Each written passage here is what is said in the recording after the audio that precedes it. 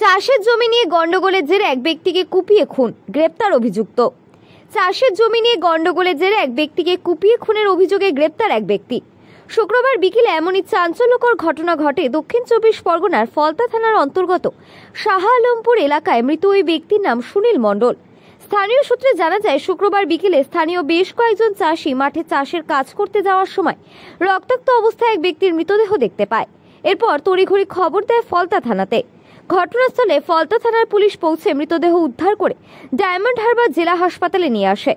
এরপর diamond Harbour police জেলার অতিরিক্ত পুলিশ সুপার মিতুন কুমার দের নেতৃত্বে শুরু হয় তদন্তে নেমে ফলতা থানার পুলিশ কার্তিক কলসের নামে একজন ব্যক্তিকে গ্রেপ্তার করে।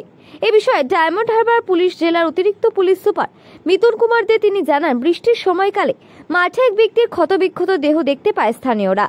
এরপর খবর দেওয়া হয় ফলতা থানাতে। ঘটনাস্থলে ফলতা থানার পুলিশ পৌঁছে দেহটি উদ্ধার করে ডায়মন্ড হারবার জেলা হাসপাতালে নিয়ে আসে। ডায়মন্ড হারবার জেলা হাসপাতালে দেহ নিয়ে এলে কর্মরত চিকিৎসকেরা মৃত বলে ঘোষণা করে।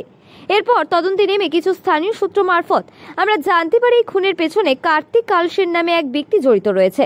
সেই ব্যক্তিকে আমরা গ্রেপ্তার করি। মূলত ভাগ চাষি ও মালিকের মধ্যে গন্ডগোলের জেরেই ঘটনা। কার্তিক কালসে দীর্ঘদিন ধরে সুনীল মণ্ডলের জমি চাষ করত। এরপর সুনীল মণ্ডল ওই জমি অন্য কাউকে চাষ করার জন্য দেওয়ার কথা বলে, আর তার থেকেই এই ঘটনা।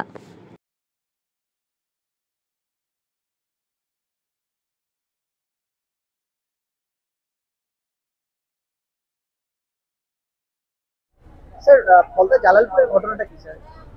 জালালপুরে আজকে সুনীল হালদার বলে একজন ভদ্রলোক, মানে অ্যাকচুয়ালি আমরা খবরটা পাই যে একটা মৃতদেহ পড়ে আছে। এখন আপনারা যেমনটা জানেন যে বর্ষাকাল আছে, তো ওটা হাফ গ্রাউন্ড অবস্থায় ছিল। তো যেটা সব থেকে তাৎপর্যের বিষয় হচ্ছে যে আমরা খবর পাওয়ার প্রায় 45 মিনিটের মধ্যেই আমাদের টিম, পুরো পুলিশ টিম, ওটা ওর উপর স্টার্টেড ওয়ার্কিং অন ইট, এবং উইদিন 45 মিনিটস মোরাললেস আমরা কালপ্রিটকে আইডেন্টিফাই করেছি, মার্ডারের মোটিভ কি বুঝতে পেরেছি, এবং সে আমাদেরকে কনফেশনের স্টেটমেন্টও দিয়েছে। অ্যাকচুয়ালি আমরা জানতে পারলাম যে ওই ভদ্রলোক হচ্ছেন সুনীল হালদার। তো কার্তিক কালসার বলে ওখানেরই একজন, জালালপুর এরিয়ারই একজন, প্রায় 7 বছর হলো ওনার জমিতে ভাগ চাষ করতো আর কি। তো এবারে কোনো একটা ডিসপিউটে এবারে উনি ওটা দিতে রাজি ছিলেন না। তো আজকে অত্যধিক মদ্যপ অবস্থায় ও মাঠের মাঝে যে আবার ওনাকে ওটার জন্য দাবি করে, এবং তারপর যেটুকু আমরা প্রিমিয়ারি স্টেজে কনফেশন থেকে পেয়েছি, যখন এটা না শুনে তখন একটা কোথাও মোটিভও ছিল, যেটুকু আমরা এখন একদম বুঝতেই পারছেন খুব দ্রুত হয়েছে। তো ন্যাচারালি আমাদের Falta police team, SDPO diamond Harbour, আইসি রামনগর, সবাই মিলে আমাদের এটা হয়েছে। So we are very excited যে এবার যেটা আমরা জানতে পারলাম যে কাটারি দিয়ে ওকে কোপানো হয়েছে, তো ওখানেই ফেলেছে ওটা।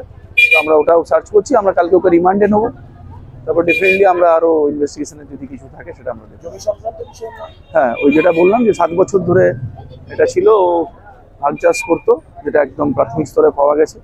যেহেতু সেক্ষেত্রে এটা না করা হয়েছিল, সেটা could not make piece with that, এবং এইভাবে রিয়াক্ট করে অত্যধিক মধ্যম অবস্থায় ছিল এবং কাটারি দিয়ে কুপিয়ে দেয়। মাঠে গেছিল আর কি, তারপরে অনেকক্ষণ বাড়িতে আসেনি, তারপরে খোঁজ দেখে আবার দেখছে, পরে মাঠে দেখে দেখছে বডি পড়ে গেছে। সবাই বলছে, আমি তো এখনো বডি দেখিনি, যা বলছে সবাই যে কোদাল দিয়ে মেরেছে, কোদাল দিয়ে কোপানো হয়েছে।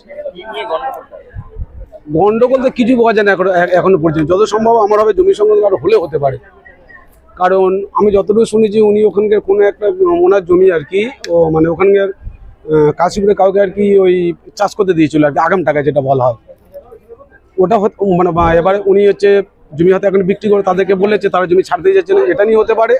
অথবা আরেকটা ব্যাপার হতে পারে, ওই মাঠে যে আল থাকে না, আল সেটা নিয়ে হতে পারে। হয়তো ওনার জমিতে যে আল ছিটছিল সেটা উনি বলেছে, স্পট তো কেউ ওনার ছিলাম না। দুপুর নাগাদ, দুপুর কত 12-1 নাগাদ হবে এরকম। গ্রামের কেউ গিয়ে খবর দেয় আর কি।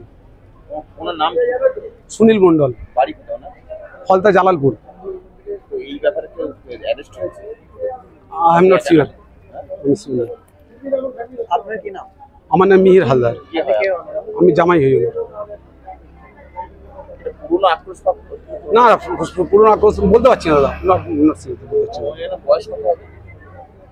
অ্যাপ্রক্স 70-75 হবে, 65-70 হবে।